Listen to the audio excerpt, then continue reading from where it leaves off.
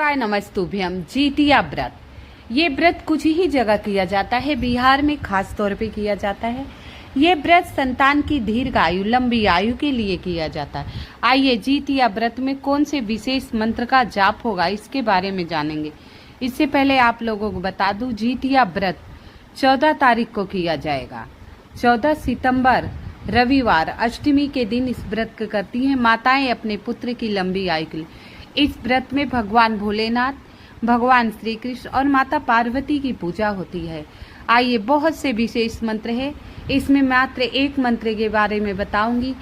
संतान की दीर्घ आयु के लिए हमें कौन सा मंत्र जप करना है और संतान के संकट दूर करने के लिए कौन सा मंत्र, हर प्रकार के विघ्न बाधाएं और मातृशक्ति की आराधना के लिए कौन सा मंत्र है। जीवन में शक्ति, बल और सौभाग्य प्राप्ति के भी मंत्र हैं। पहले मंत्र की बात करेंगे इस वीडियो में। वो मंत्र है संतान की लंबी आयु के लिए। इस मंत्र को हमें जितिया के दिन 108 बार जो महिलाएं जप लें, व्रत करे या ना करे, इस मंत्र का जाप मात्र 108 बार आप कर लेंगे, आपके पुत्र की लंबी आयु होगी। आइए मंत्र आरंभ करते हैं। ओम नमो भगवते जीमूत वाहनाय नमः। ओम नमो भगवते जीमूत वाहनाय नमः। नमो भगवते जीमूत वाहनाय नमः। ओम नमो भगवते जीमूत वाहनाय नमः। नमो भगवते जीमूत वाहनाय नमः। ओम नमो भगवते जीमूत वाहनाय नमः। नमो भगवते जीमूत वाहनाय नमः। ओम नमो भगवते जीमूत वाहनाय नमः। नमो भगवते जीमूत वाहनाय नमः। ओम नमो भगवते जीमूत वाहनाय नमः। नमो भगवते जीमूत वाहनाय नमः। ओम नमो भगवते जीमूत वाहनाय नमः। नमो भगवते जीमूत वाहनाय नमः। ओम नमो भगवते जीमूत वाहनाय नमः। नमो भगवते जीमूत वाहनाय नमः। ओम नमो भगवते जीमूत वाहनाय नमः। नमो भगवते जीमूत वाहनाय नमः। ओम नमो भगवते जीमूत वाहनाय नमः। नमो भगवते जीमूत वाहनाय नमः। ओम नमो भगवते जीमूत वाहनाय नमः। नमो भगवते जीमूत वाहनाय नमः। ओम नमो भगवते जीमूत वाहनाय नमः।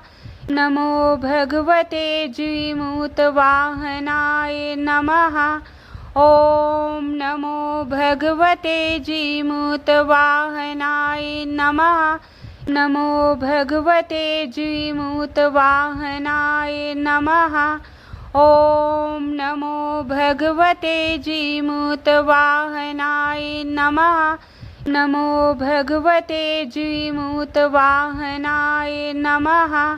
ओम नमो भगवते जीमूत वाहनाय नमः। नमो भगवते जीमूत वाहनाय नमः। ओम नमो भगवते जीमूत वाहनाय नमः। नमो भगवते जीमूत वाहनाय नमः। ओम नमो भगवते जीमूत वाहनाय नमः। नमो भगवते जीमूत वाहनाय नमः। ओम नमो भगवते जीमूत वाहनाय नमः। नमो भगवते जीमूत वाहनाय नमः। ओम नमो भगवते जीमूत वाहनाय नमः। नमो भगवते जीमूतवाहनाय नमः। ॐ नमो भगवते जीमूतवाहनाय नमः। नमो भगवते जीमूतवाहनाय नमः। ॐ नमो भगवते जीमूतवाहनाय नमः। नमो भगवते जीमूतवाहनाय नमः। ॐ नमो भगवते जीमूतवाहनाय नमः। नमो भगवते जीमूतवाहनाय नमः। ॐ नमो भगवते जीमूतवाहनाय नमः। नमो भगवते जीमूतवाहनाय नमः। ॐ नमो भगवते जीमूतवाहनाय नमः। नमो भगवते जीमूतवाहनाय नमः। ॐ नमो भगवते जीमूतवाहनाय नमः। नमो भगवते जीमूतवाहनाय नमः। ॐ नमो भगवते जीमूतवाहनाय नमः। नमो भगवते जीमूतवाहनाय नमः। ॐ नमो भगवते जीमूतवाहनाय नमः। नमो भगवते जीमूतवाहनाय नमः। ॐ नमो भगवते जीमूतवाहनाय नमः। नमो भगवते जीमूतवाहनाय नमः। ॐ नमो भगवते जीमूतवाहनाय नमः। नमो भगवते जीमूतवाहनाय नमः। ॐ नमो भगवते जीमूतवाहनाय नमः। नमो भगवते जीमूतवाहनाय नमः। ॐ नमो भगवते जीमूतवाहनाय नमः। नमो भगवते जीमूतवाहनाय नमः। ॐ नमो भगवते जीमूतवाहनाय नमः। नमो भगवते जीमूतवाहनाय नमः। ॐ नमो भगवते जीमूतवाहनाय नमः। नमो भगवते जीमूतवाहनाय नमः। ॐ नमो भगवते जीमूतवाहनाय नमः। नमो भगवते जीमूतवाहनाय नमः। ॐ नमो भगवते जीमूतवाहनाय नमः। नमो भगवते जीमूतवाहनाय नमः। ॐ नमो भगवते जीमूतवाहनाय नमः। नमो भगवते जीमूतवाहनाय नमः। ॐ नमो भगवते जीमूतवाहनाय नमः। नमो भगवते जीमूतवाहनाय नमः। ॐ नमो भगवते जीमूतवाहनाय नमः। नमो भगवते जीमूतवाहनाय नमः। ॐ नमो भगवते जीमूतवाहनाय नमः। नमो भगवते जीमूतवाहनाय नमः। ॐ नमो भगवते जीमूतवाहनाय नमः। नमो भगवते जीमूतवाहनाय नमः। ॐ नमो भगवते जीमूतवाहनाय नमः। नमो भगवते जीमूतवाहनाय नमः। ॐ नमो भगवते जीमूतवाहनाय नमः। नमो भगवते जीमूतवाहनाय नमः। ॐ नमो भगवते जीमूतवाहनाय नमः। नमो भगवते जीमूतवाहनाय नमः। ॐ नमो भगवते जीमूतवाहनाय नमः। नमो भगवते जीमूतवाहनाय नमः। ॐ नमो भगवते जीमूतवाहनाय नमः। नमो भगवते जीमूतवाहनाय नमः। ॐ नमो भगवते जीमूतवाहनाय नमः। नमो भगवते जीमूतवाहनाय नमः। ॐ नमो भगवते जीमूतवाहनाय नमः। नमो भगवते जीमूतवाहनाय नमः। ॐ नमो भगवते जीमूतवाहनाय नमः। नमो भगवते जीमूतवाहनाय नमः। ॐ नमो भगवते जीमूतवाहनाय नमः। नमो भगवते जीमूतवाहनाय नमः। ॐ नमो भगवते जीमूतवाहनाय नमः। नमो भगवते जीमूतवाहनाय नमः। ॐ नमो भगवते जीमूतवाहनाय नमः। नमो भगवते जीमूतवाहनाय नमः। ॐ नमो भगवते जीमूतवाहनाय नमः। नमो भगवते जीमूतवाहनाय नमः। ॐ नमो भगवते जीमूतवाहनाय नमः। नमो भगवते जीमूतवाहनाय नमः। ॐ नमो भगवते जीमूतवाहनाय नमः। नमो भगवते जीमूतवाहनाय नमः। ॐ नमो भगवते जीमूतवाहनाय नमः। नमो भगवते जीमूतवाहनाय नमः। ॐ नमो भगवते जीमूतवाहनाय नमः। नमो भगवते जीमूतवाहनाय नमः। ॐ नमो भगवते जीमूतवाहनाय नमः। नमो भगवते जीमूतवाहनाय नमः। ॐ नमो भगवते जीमूतवाहनाय नमः। नमो भगवते जीमूतवाहनाय नमः। ॐ नमो भगवते जीमूतवाहनाय नमः। नमो भगवते जीमूतवाहनाय नमः। ॐ नमो भगवते जीमूतवाहनाय नमः। नमो भगवते जीमूतवाहनाय नमः। ॐ नमो भगवते जीमूतवाहनाय नमः। नमो भगवते जीमूतवाहनाय नमः। ॐ नमो भगवते जीमूतवाहनाय नमः।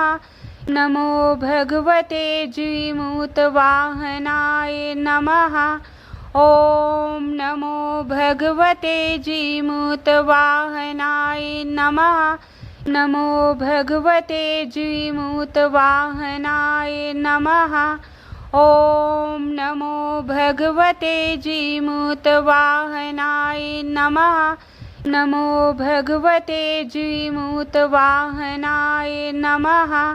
ॐ नमो भगवते जीमूतवाहनाय नमः। नमो भगवते जीमूतवाहनाय नमः। ॐ नमो भगवते जीमूतवाहनाय नमः। नमो भगवते जीमूतवाहनाय नमः। ॐ नमो भगवते जीमूतवाहनाय नमः। नमो भगवते जीमूतवाहनाय नमः। ॐ नमो भगवते जीमूतवाहनाय नमः। नमो भगवते जीमूतवाहनाय नमः। ॐ नमो भगवते जीमूतवाहनाय नमः। नमो भगवते जीमूतवाहनाय नमः। ॐ नमो भगवते जीमूतवाहनाय नमः। नमो भगवते जीमूतवाहनाय नमः। ॐ नमो भगवते जीमूतवाहनाय नमः। नमो भगवते जीमूतवाहनाय नमः। ॐ नमो भगवते जीमूतवाहनाय नमः। नमो भगवते जीमूतवाहनाय नमः। ॐ नमो भगवते जीमूतवाहनाय नमः। नमो भगवते जीमूतवाहनाय नमः। ॐ नमो भगवते जीमूतवाहनाय नमः। नमो भगवते जीमूतवाहनाय नमः। ॐ नमो भगवते जीमूतवाहनाय नमः। नमो भगवते जीमूतवाहनाय नमः। ॐ नमो भगवते जीमूतवाहनाय नमः। नमो भगवते जीमूतवाहनाय नमः। ॐ नमो भगवते जीमूतवाहनाय नमः। नमो भगवते जीमूतवाहनाय नमः। ॐ नमो भगवते जीमूतवाहनाय नमः। नमो भगवते जीमूतवाहनाय नमः। ॐ नमो भगवते जीमूतवाहनाय नमः। नमो भगवते जीमूतवाहनाय नमः। ॐ नमो भगवते जीमूतवाहनाय नमः। नमो भगवते जीमूतवाहनाय नमः। ॐ नमो भगवते जीमूतवाहनाय नमः। नमो भगवते जीमूतवाहनाय नमः। ॐ नमो भगवते जीमूतवाहनाय नमः। नमो भगवते जीमूतवाहनाय नमः। ॐ नमो भगवते जीमूतवाहनाय नमः। नमो भगवते जीमूतवाहनाय नमः। ॐ नमो भगवते जीमूतवाहनाय नमः। नमो भगवते जीमूतवाहनाय नमः। ॐ नमो भगवते जीमूतवाहनाय नमः। नमो भगवते जीमूतवाहनाय नमः। ॐ नमो भगवते जीमूतवाहनाय नमः। नमो भगवते जीमूतवाहनाय नमः। ॐ नमो भगवते जीमूतवाहनाय नमः। नमो भगवते जीमूतवाहनाय नमः। ॐ नमो भगवते जीमूतवाहनाय नमः। नमो भगवते जीमूतवाहनाय नमः। ॐ नमो भगवते जीमूतवाहनाय नमः। नमो भगवते जीमूतवाहनाय नमः। ॐ नमो भगवते जीमूतवाहनाय नमः। नमो भगवते जीमूतवाहनाय नमः। ॐ नमो भगवते जीमूतवाहनाय नमः। नमो भगवते जीमूतवाहनाय नमः। ॐ नमो भगवते जीमूतवाहनाय नमः। नमो भगवते जीमूतवाहनाय नमः। ॐ नमो भगवते जीमूतवाहनाय नमः। नमो भगवते जीमूतवाहनाय नमः। ॐ नमो भगवते जीमूतवाहनाय नमः। नमो भगवते जीमूतवाहनाय नमः। ॐ नमो भगवते जीमूतवाहनाय नमः। नमो भगवते जीमूतवाहनाय नमः। ॐ नमो भगवते जीमूतवाहनाय नमः। नमो भगवते जीमूतवाहनाय नमः। ॐ नमो भगवते जीमूतवाहनाय नमः। नमो भगवते जीमूतवाहनाय नमः। ॐ नमो भगवते जीमूतवाहनाय नमः। नमो भगवते जीमूतवाहनाय नमः। ॐ नमो भगवते जीमूतवाहनाय नमः। नमो भगवते जीमूतवाहनाय नमः। ॐ नमो भगवते जीमूतवाहनाय नमः। नमो भगवते जीमूतवाहनाय नमः। ॐ नमो भगवते जीमूतवाहनाय नमः। नमो भगवते जीमूतवाहनाय नमः। ॐ नमो भगवते जीमूतवाहनाय नमः। नमो भगवते जीमूतवाहनाय नमः। ॐ नमो भगवते जीमूतवाहनाय नमः।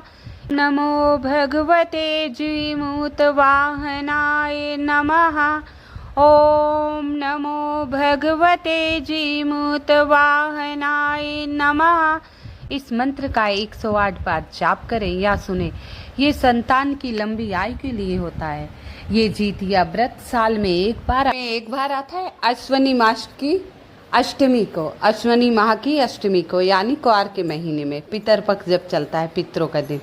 और बहुत निराजली महिलाएं ये व्रत रखती हैं, कथा सुनती हैं और इस मंत्र का जाप करती हैं। जो व्रत नहीं कर सके इस मंत्र का जाप करें या 108 बार सुने, उनकी इच्छा अवश्य पूर्ण होगी, उनके पुत्र की दीर्घायु होगी। कृपया मेरी वीडियो को लाइक एवं सब्सक्राइब अवश्य कर दीजिएगा। कमेंट में ओम नमो भगवते जीमूतवाहनाय नमः अवश्य लिख दीजिएगा। धन्यवाद।